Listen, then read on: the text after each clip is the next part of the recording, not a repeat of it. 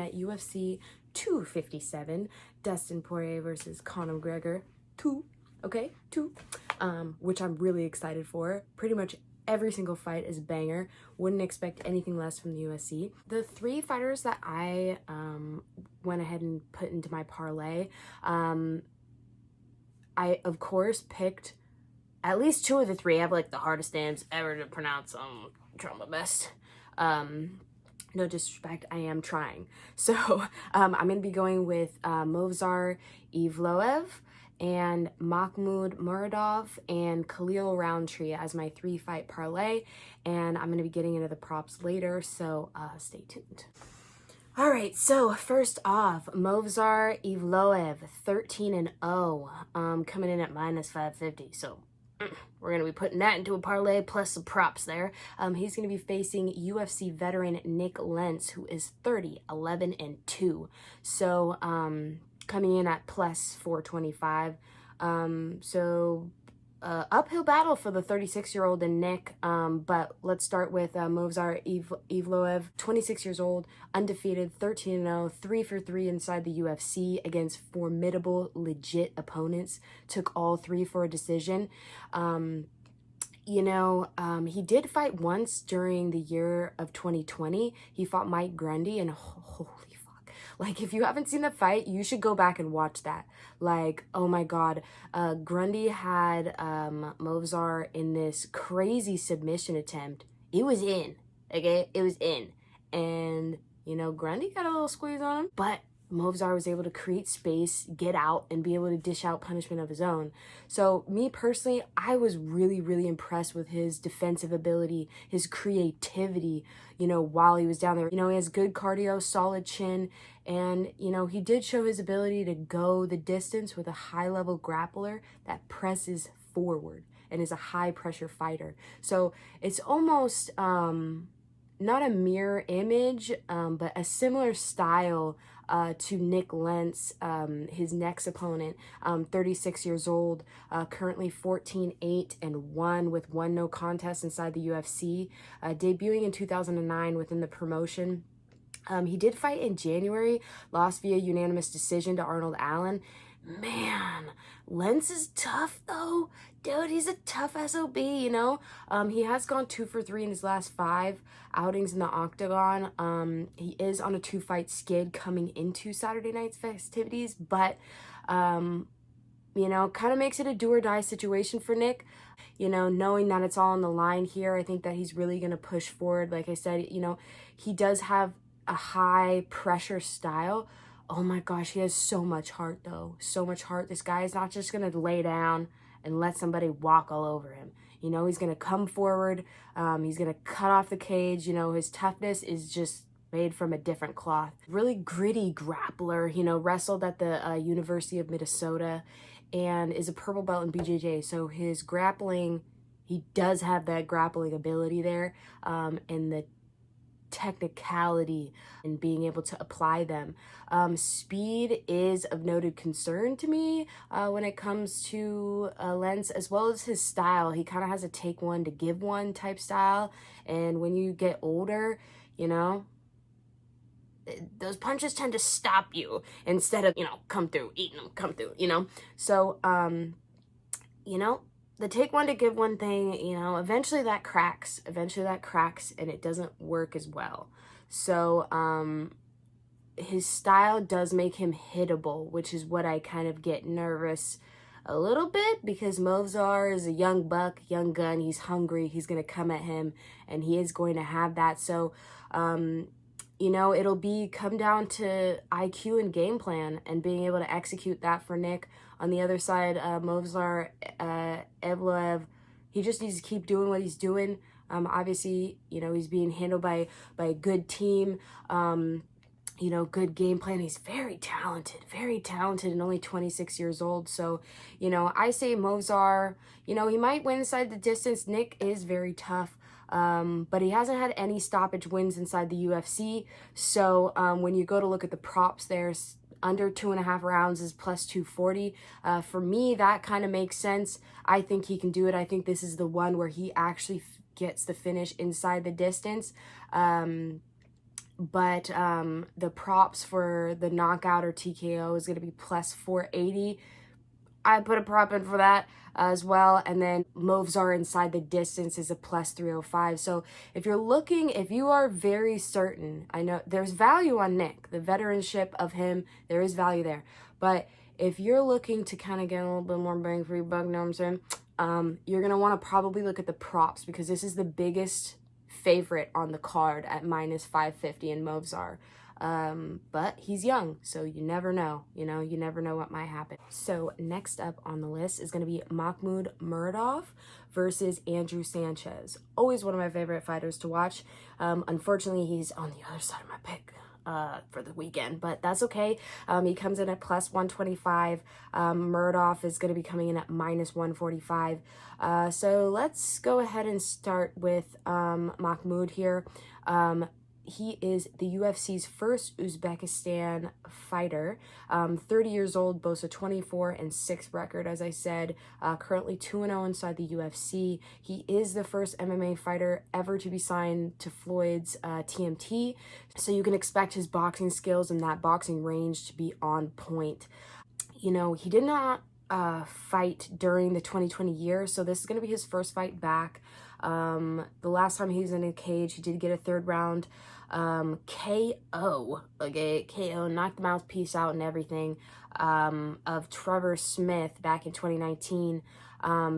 Great jab, effective and creative striking patterns, good speed, throws at a high volume, so that does make him a good pick over the distance if it is to go to decision, just because he's always working, but he rarely gets backed up into a corner or stuck on the side of the cage.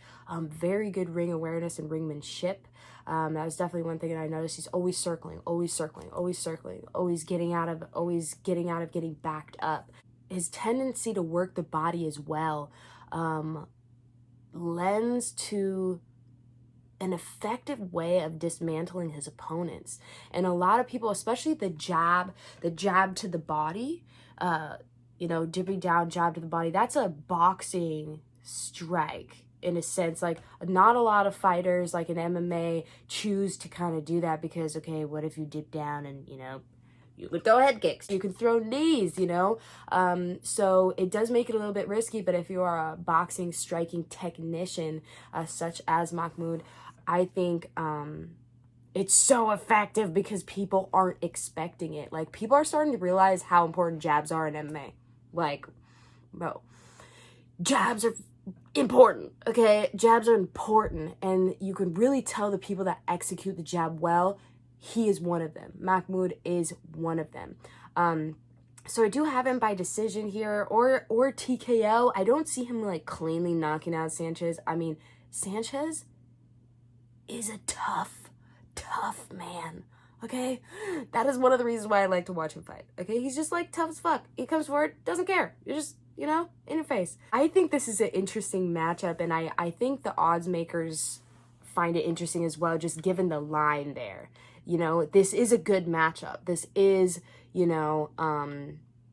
obviously given the last one is like minus 550 favorite, this is a reasonable, where it could tip Muradov's way. If you look at it on paper, right? If you're looking at the skills, it does tip that way, stylistically and everything. But, Sanchez 12-5, 5-3 in the UFC, has gone 3-2 in his last 5 octagon appearances here, riding a win coming into this fight.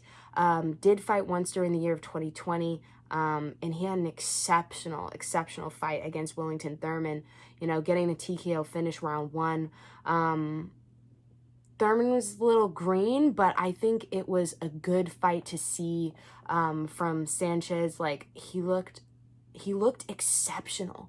Like all the choices that he was making in the moment were correct. Like, his style, his integration of his striking has developed immensely since his last outing.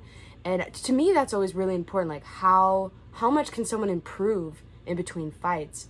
Or do they improve at all? They just have the same, have they plateaued, or do they continue to get better? And, You know, Sanchez does have an interesting combination of the wrestling and karate background, so he does have that bladed style. He can hit you from anywhere. You know, he is capable, like in his last performance, he is capable of delivering a technical performance, you know, in addition to the stand and bang type brawls. Like, he could totally do that too. So that's what makes him so exciting to me. You know, he does whatever the situation requires.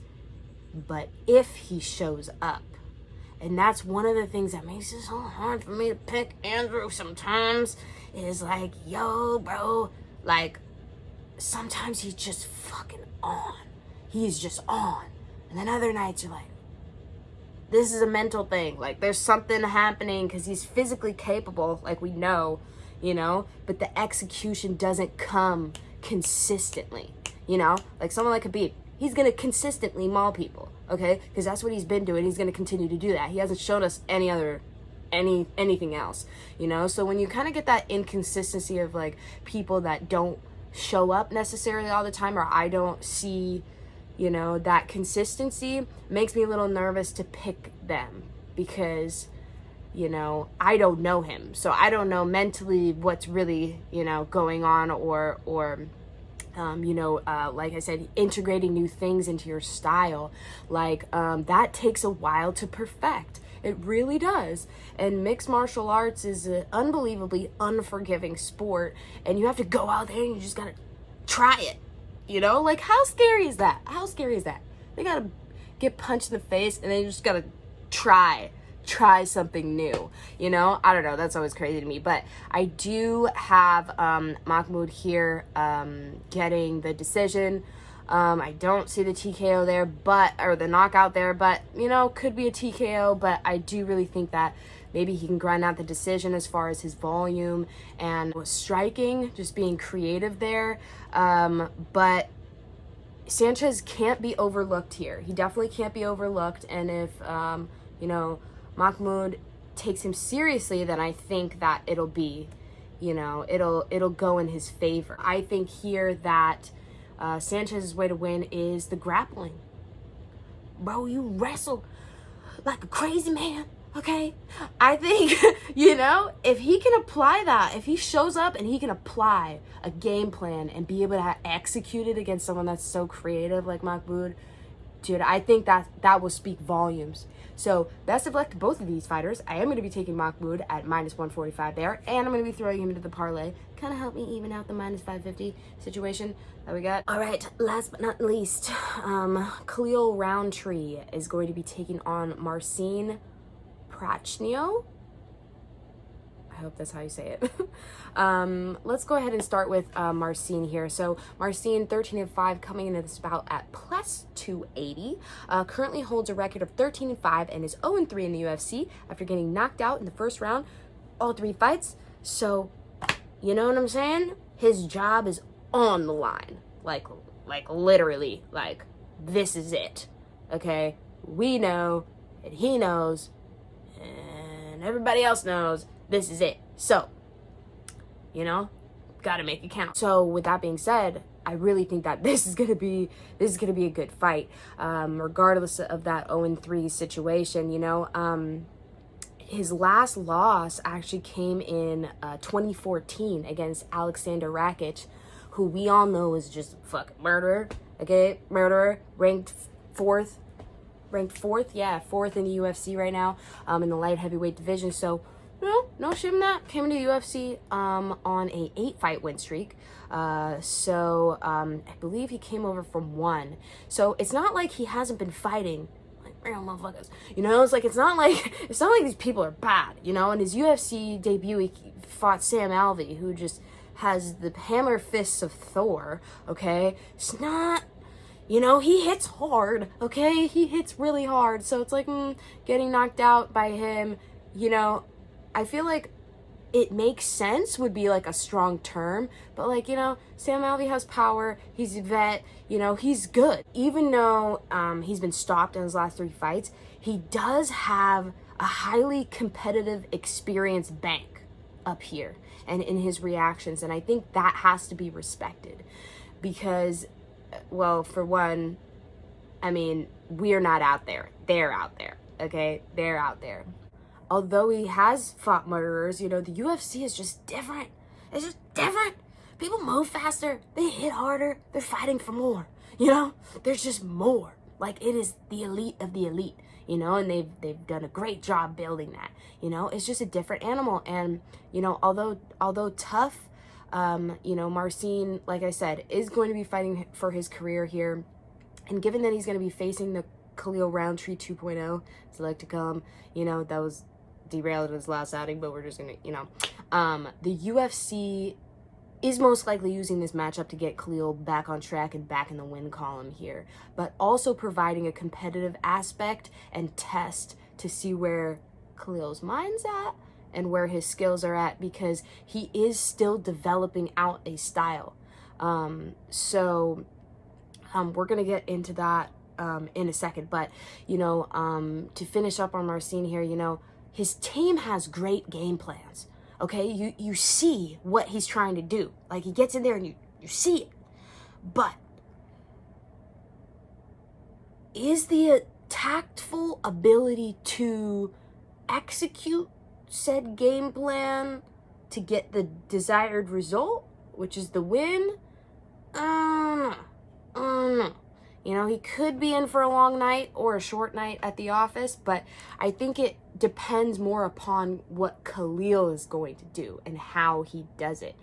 So, Khalil Rountree, 8-4, 4-4 with 1 no contest inside the UFC. Last fought September of 2019, so he hasn't fought during the whole year of 2020, but in his last outing, he was finished by Ion Cutelaba. No shame in that. Dude's a beast. Coming into 2019, Khalil did revamp his whole style. You know, taking the time to add new skills into his arsenal after suffering a loss to Johnny Walker. You know, 2-2 and his last 4. His last win came against Eric Anders in mid-2019, and he looked phenomenal, okay? He looked so technical, won it unanimously. I don't think anyone saw it any other way. The way that he utilized leg kicks, it was crazy, dude. If you look at Eric Anders' leg, I was like, I'm good. You know, I don't do that. You know? So, like, props to him, man. He's tough. Didn't change his stance at all. He just like, fuck it, I'm gonna just keep going. But that was his first decision that he had been to since 2016, where he actually fought Andrew Sanchez. So, the toolkit of one Khalil Rountree is still being added to, like I said. Although he already possesses, you know, a killer arsenal of weaponry, okay? Namely, a very natural power, a natural athletic ability. You know, he's also very coachable. And, you know, like I said earlier, a fighter's capacity to learn in between fights is it can be hard or easy to gauge depending on how many times someone fights. Like, someone like Kevin Holland, like, you can see, like, it's back to back to back. You're like, fuck, you know? But you can see it quickly, you know? Some people that take the longer gap, sometimes it can be harder to gauge, unless they do it all the time, harder to gauge how good they've really gotten. And to be honest, I think the time away during 2020 actually does more to help Khalil than to hinder him. I don't know. It's weird. Like, I don't know. Ring rust is definitely a real thing, but I think the time to develop the style and to develop the mind behind the style, I think plays into Khalil's type, I guess, or type of athlete, you know? But either way, I'm really excited, you know, I mean, and I think this is the perfect matchup for him, you know, someone that is skilled, that does, you know, it's not like he can go out there and drop the ball and make mistakes, you know what I'm saying? He can't do that. Obviously, you know, Marcin is a professional fighter that will make you pay, okay? He will make you pay. But I think that he was scheduled to come back against Sam Alvey in 2020, or not come back, just fight in 2020. And dude, Sam Alvey can crack, okay? We all know, you know, Marcin knows. He definitely knows. He was knocked out by that boy, you know? So I think especially to be TKO'd in the vicious way that he was, or Khalil was in his last fight, I think that facing someone that has a little bit of edge, not saying that Marcin's not powerful, not saying that he can't knock him out, but just a little bit off it. Just take a little bit off, you know, a little bit, you know? So I don't know. I think this is a perfect matchup for him. It's good timing. You know, a skilled opponent, but winnable fight. So I do have Khalil Rountree winning by any method, decision, TKO, submission. Yeah, you never know. So, I mean, I think, you know, Marcin has been finished in 100% of his UFC fights that he's been in. So obviously he's going to come up with a game plan to try and counteract that, you know? So I think that the method in which this fight is going to end is going to be in the hands more so of Khalil Rountree than Marcin Prachnio. So I did put a prop in for the fight to actually go over a round and a half. That's a plus 145, but still, if oh boy can get out of the first round for the first time in his UFC career, I think this is the guy to do it against, you know, someone that kind of takes their time a little bit to measure and see what's going on. I actually got a little risky here and put in just a little bit, you know, just a little bit on Khalil Rountree to get it done in the second round.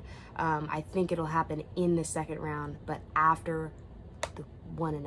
So mid-second round, boom, Khalil Rountree, make it happen. No, I'm just kidding. Be safe. We appreciate you. For that round 2 finish would be plus 500. So that might be worth, you know, throwing a couple bucks on, taking a look at it. But yeah, UFC 257 is going to be lit, okay? My favorite female MMA fighter, Marina Rodriguez, is fighting on this card. She's fighting Amanda Ribas. Not putting any money on that, just enjoying the sport, enjoying what the UFC brings us every weekend from here on out.